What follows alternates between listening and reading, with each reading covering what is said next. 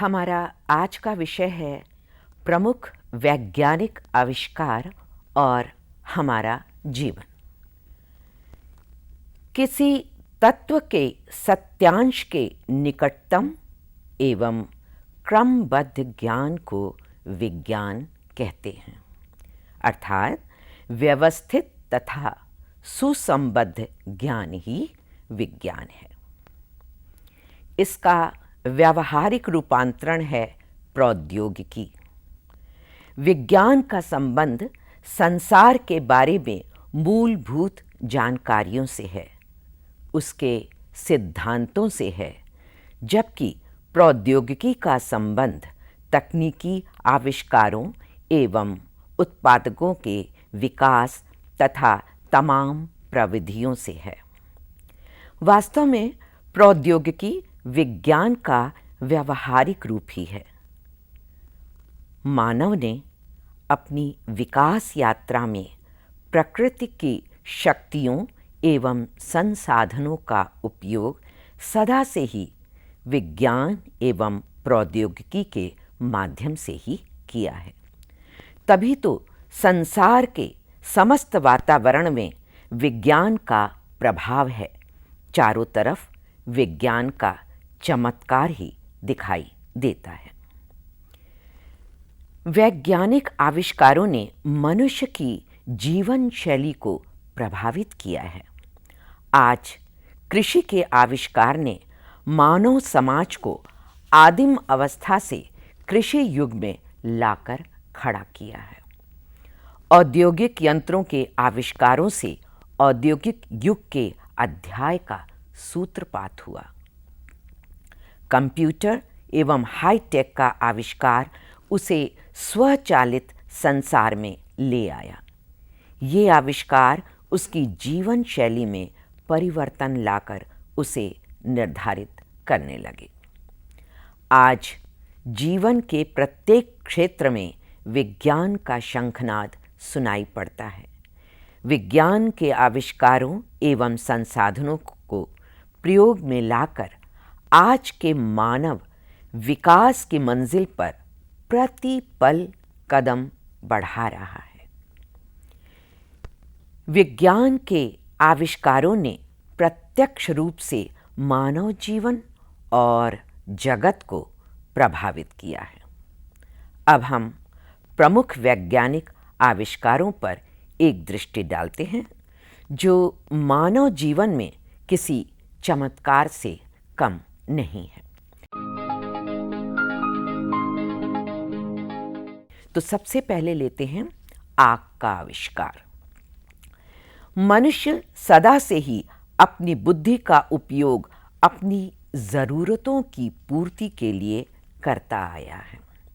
वास्तव में मनुष्य जीवन के तमाम जरूरतों के कारण ही वैज्ञानिक अनुसंधानों का उदय हुआ। आदिम अवस्था में अपनी क्षुधापूर्ति हेतु मनुष्य ने फलों और कंदमूलों को खोजा होगा। जंगली पशुओं एवं दुश्मनों से अपनी रक्षा करने के लिए पत्थर, अस्थि या लकड़ी के नुकीले हथियार बनाना सीखा होगा। जंगल में लगी भयंकर आग में जले पशुओं को देखकर भोजन पकाना सीखा होगा। इसमें कोई संदेह नहीं कि आग की खोज मानव सभ्यता की एक महत्वपूर्ण एवं प्रभावशाली कदम रहा, जिसका मानव जीवन पर व्यापक प्रभाव पड़ा।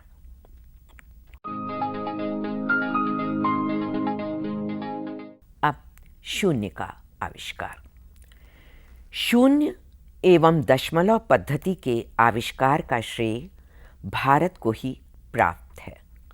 Professor AL. बॉथम, जो कि प्राच्य विद्याविद थे, उनके अनुसार वह अज्ञात व्यक्ति जिसने शून्य एवं दशमलव पद्धति का आविष्कार किया, विश्व के दृष्टिकोण से वह गौतम बुद्ध के पश्चात भारत की सबसे अधिक महत्वपूर्ण संतान थी। विशुद्ध अंक गणित की दृष्टि से शून्य का पहला प्रयोग 200 ईस्वी पूर्व आचार्य पिंगल ने छंद शास्त्रम में किया। ईसा से कई सदियों पूर्व भी भारतीय विद्वानों को शून्य से संबंधित विभिन्न संक्रियाओं का कार्यशील ज्ञान था। बर्ट्रांड रसेल का कहना है कि यूरोप की संख्या पद्धति में शून्य को बहुत देर से, बल्कि यूं कहें कि हाल ही में शामिल किया गया है। यहां तक कि यूनानियों एवं रोमन लोगों को ऐसी किसी संख्या का कोई ज्ञान नहीं था। किसी भी संख्या को शून्य द्वारा भाग देने की स्पष्ट संकल्पना का आविष्कार 12वीं सदी के संसार प्रसिद्ध महानतम गणितज्ञ भास्कराचार्य ने किया था। दशमलव अंक पद्धति का विकास भी शून्य की अवधारणा पर आधारित है। इस पद्धति ने, यानी इस अंक पद्धति ने मानव सभ्यता के विकास में महान योगदान दिया है। आज प्रायः संपूर्ण विश्व में विभिन्न प्रकार के नापतोल एवं वैज्ञानिक अध्ययन में दार्शनिक प्रणाली का व्यापक उपयोग होता है।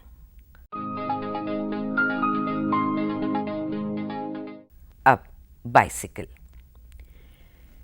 कहीं आने जाने के लिए आज बाइसिकल एक सर्वसुलभ और कम मूल्य वाला साधन है। इसे चलाने में कोई अतिरिक्त खर्च नहीं होता। यह जन वाहन है। यह भारत में ही नहीं, संसार भर में लोकप्रिय वाहन है। हमारे देश में तो गांव से लेकर शहर तक बाइसिकल, जिसे सामान्य भाषा में साइकिल कहा जाता है, खूब चलती है। आज के युग का यह बहुत उपयोगी यांत्रिक आविष्कार है। सन 1813 में एक जर्मन ने, जिसका नाम कार्ल फ्रीडरिक क्रिश्चियन लुडविग फीडर ड्रेसडन स्वेरबोन था, उसने दो पहिए को ऊपर से जोड़कर अगले पहिए को घुमाने के लिए एक हैंडल लगा दिया और उसके बीच में बैठने के लिए गद्दीदार आसन रख दिया। वह इस पर बैठकर दोनों ओर पैरों को टेक कर आगे सरका कर चलता था और उसने 65 किलोमीटर की दूरी लगभग 4 घंटों में पूरी कर ली थी।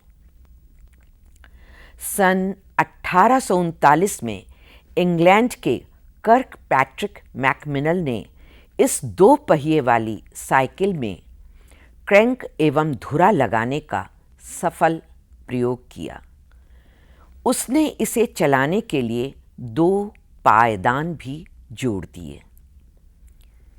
फिलिप हिलरिच ने पहिए में दोनों ओर पायदान लगा दिए, जिन्हें गोल चक्राकार घुमाया जा सकता है, और इससे गति में तेजी आ गई। इस तरह इस यंत्र में निरंतर सुधार होता गया।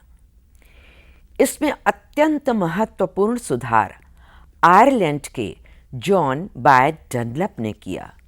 उसने दोनों पहियों में रबर के टायर एवं हवा भरे ट्यूब लगाने की व्यवस्था की और इसके बाद साइकिल आसानी से और तीव्र गति से चलने लग गई। आज भारत में अर्थव्यवस्था एवं आवागमन के साधन के रूप में साइकिल उद्योग का स्थान अत्यधिक महत्वपूर्ण है।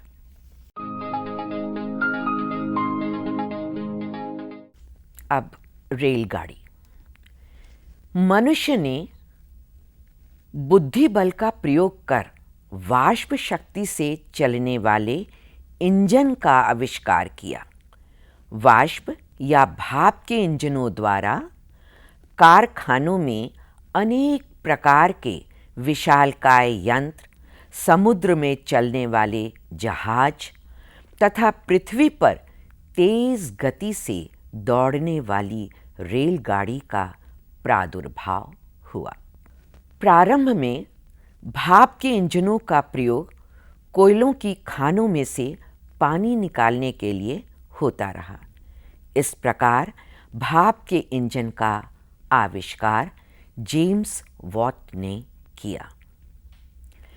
भाप के इंजन द्वारा गाड़ी चलाने का पहला प्रयोग सन 1769 में फ्रांस के एक इंजीनियर निकोलस जोसेफ कैगनॉट ने किया था। इंग्लैंड के इंजीनियर विलियम मर्डक ने दूसरा प्रयोग किया। रिचर्ड ट्रेविथिक ने भाप द्वारा रेलगाड़ी चलाने का प्रयोग किया। उसने 1808 में पटरियों पर भाप से चलने वाली रेलगाड़ी का सफल प्रयोग किया। वास्तव में रेलगाड़ी का आविष्कार इंग्लैंड में जन्मे जॉर्ज स्टीफेंसन था। उसने 1814 में एक ऐसी रेलगाड़ी का निर्माण किया जो कोयला लाद कर 65 किलोमीटर प्रति घंटे की चाल से चल सकती थी। जॉर्ज ने भाप के इंजन में अनेक सुधार किए। इसके बाद उसकी शक्ति काफी बढ़ गई। जॉर्ज ने अपनी प्रथम रेलगाड़ी का प्रदर्शन 27 सितंबर 1825 में किया। इस रेलगाड़ी की गति उस समय के सबसे तेज चलने वाली घोड़ा गाड़ी से भी अधिक थी। यह प्रयोग तो अत्यंत सफल रहा, पर विरोधियों ने इसका जमकर विरोध किया। पर बाद में धीरे धीरे परिस्थितियां अनुकूल होती चली गईं।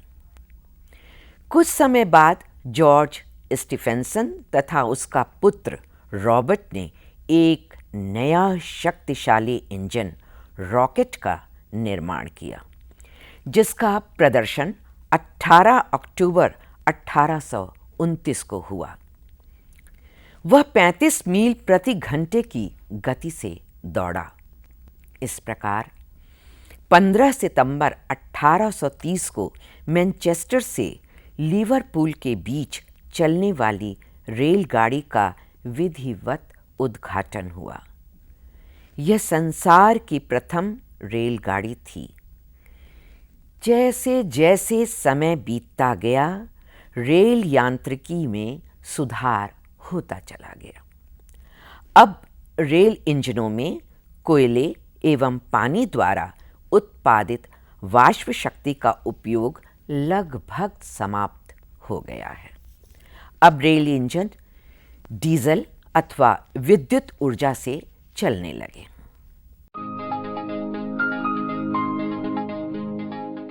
मुद्रण यंत्र।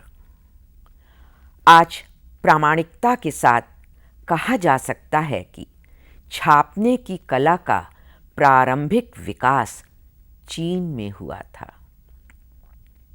सन 1908 की बात है। एक अंग्रेज यात्री को चीन के एक बौद्ध मठ में चीनी भाषा में छपा एक पृष्ठ मिला था। इस आधार पर यह निष्कर्ष निकाला गया कि चीनियों को लकड़ी पर खुदे हुए ठप्पों को उसका मुद्रण की प्रक्रिया का पूरा ज्ञान था। वैसे यूरोप के अनेक देश मुद्रण कला के आविष्कार का दावा करते हैं। इंग्लैंड के लोगों का दावा है कि लॉरेंस कास्टर ने सर्वप्रथम 15वीं सदी में मुद्रण हेतु धातु के ठप्पे तैयार किए थे। किंतु संसार ये मानता है कि जर्मन वैज्ञानिक जॉन गुटनबर्ग इस कला का आविष्कारक था।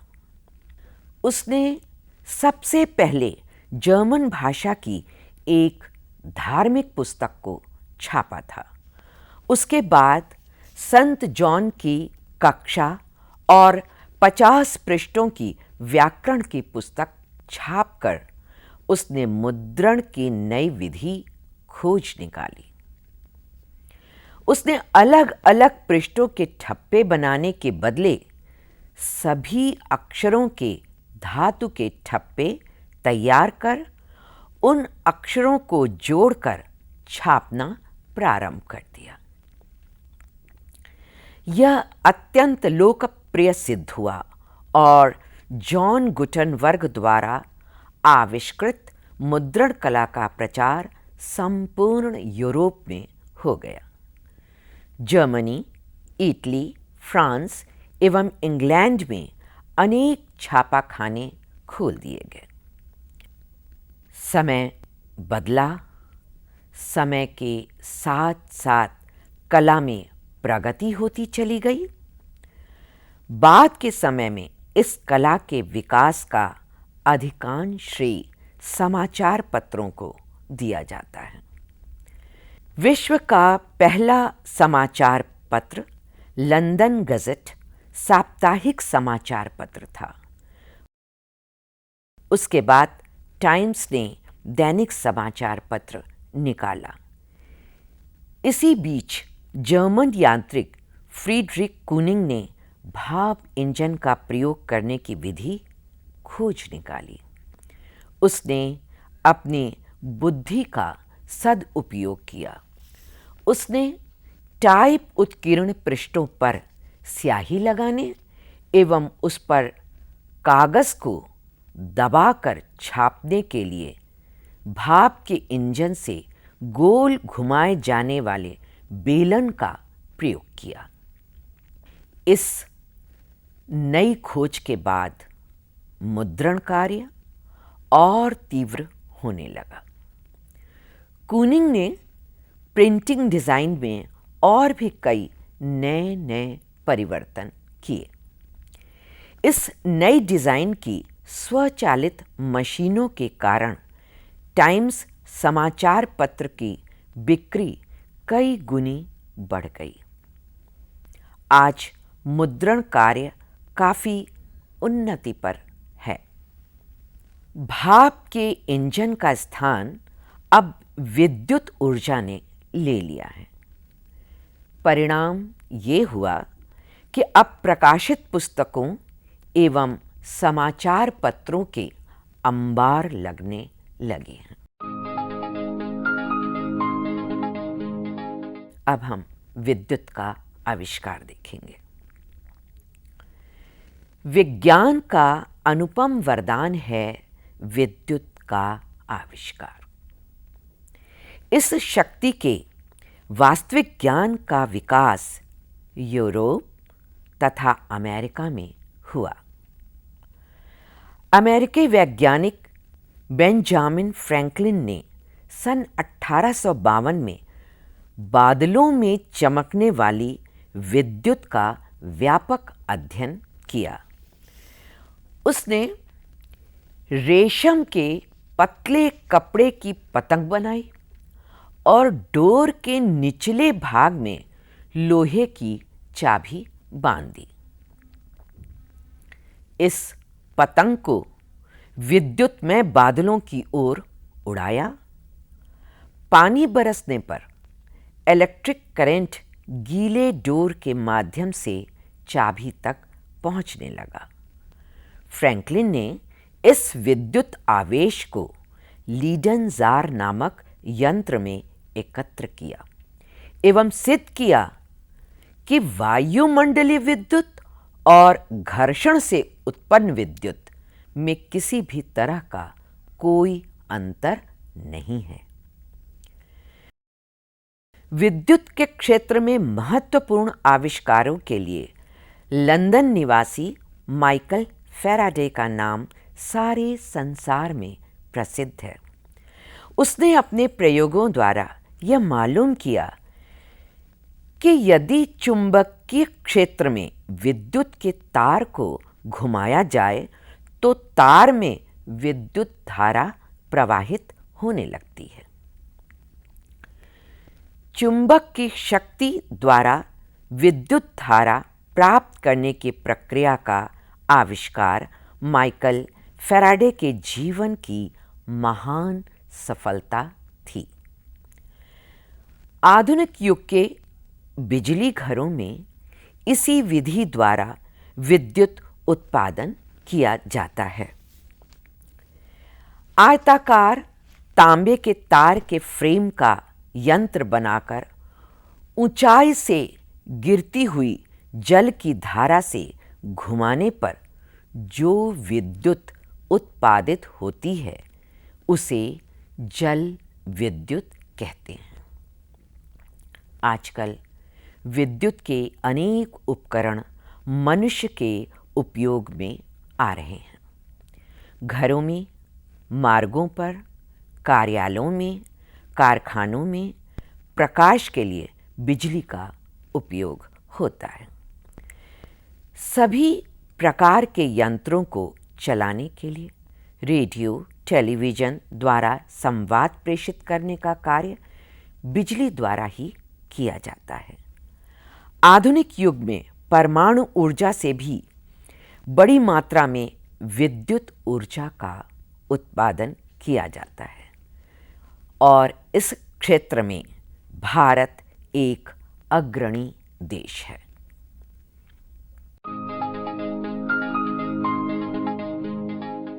अब मोटर गाड़ी। सभी पेट्रोलियम पदार्थ पृथ्वी के अंदर से निकाला जाता है। इसका कुछ अंश वाष्पशील होता है जिसे ठंडा करने पर पेट्रोल उपलब्ध होता है। पेट्रोल से कुछ भारी द्रव को मिट्टी का तेल तथा उससे भी भारी द्रव को डीजल कहा जाता है। पेट्रोलियम से प्राप्त पेट्रोल एवं डीजल आज औद्योगिकरण हेतु ऊर्जा के सर्व प्रमुख स्रोत हैं। पेट्रोल में जल्दी ही गैस बन जाने की क्षमता होती है। जर्मनी के निकोलस ऑटो ने इस गुण का उपयोग कर 1876 में 4 आघातीय इंजन का आविष्कार किया। इस इंजन के द्वारा जर्मनी के एक अन्य यांत्रिक कार्ल बेंज ने मोटर गाड़ी चलाने में सफलता प्राप्त की। बाद में अमेरिका के डेट्राइट नगर के यांत्रिक हेनरी फोर्ड ने बड़े पैमाने पर मोटर गाड़ियां बनाना शुरू कर दिया। उनकी ये मोटर गाड़ियां शीघ्र ही संसार भर में लोकप्रिय हो गईं। पेट्रोल से चलने वाले इंजन में रुडोल्फ डीजल ने व्यापक सुधार किए और उसके डिजाइन में परिवर्तन भी किया। उसके द्वारा आविष्कृत इस इंजन का नाम डीजल इंजन रखा गया। कुछ समय बाद पेट्रोल के इंजनों का स्थान डीजल इंजनों ने ग्रहण कर लिया। आजकल बड़े बड़े ट्रक, बसें, रेलगाड़ियां, जल जहाज इत्यादि में डीजल इंजनों का ही प्रयोग होता है। वैज्ञानिकों ने अपनी खोजों द्वारा ये मालूम कर लिया कि आगामी 30 या 40 वर्षों में पृथ्वी पर उपलब्ध पेट्रोलियम समाप्त हो जाने वाला है।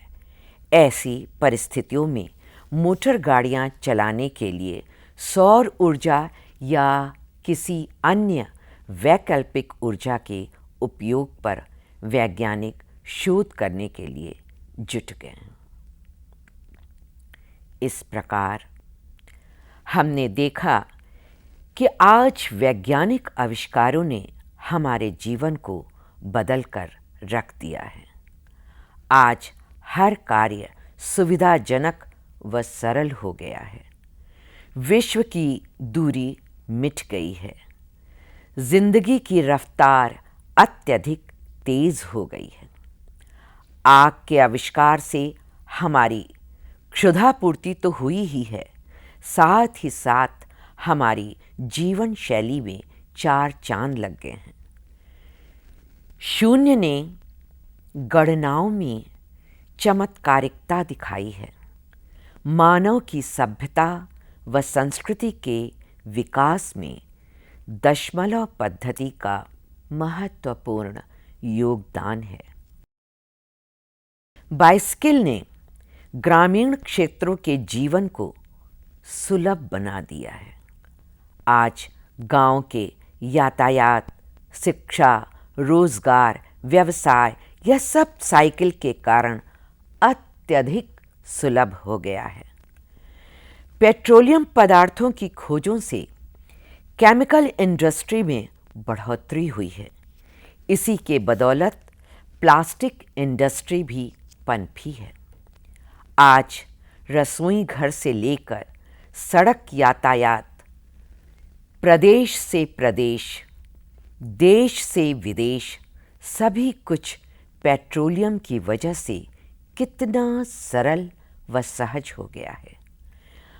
आज जीवन के प्रत्येक क्षेत्र में मानव को विज्ञान का चमत्कारिक वरदान प्राप्त है, किंतु यह उसकी बुद्धि व विवेक पर निर्भर है कि वो इसका कितना सदुपयोग करता है।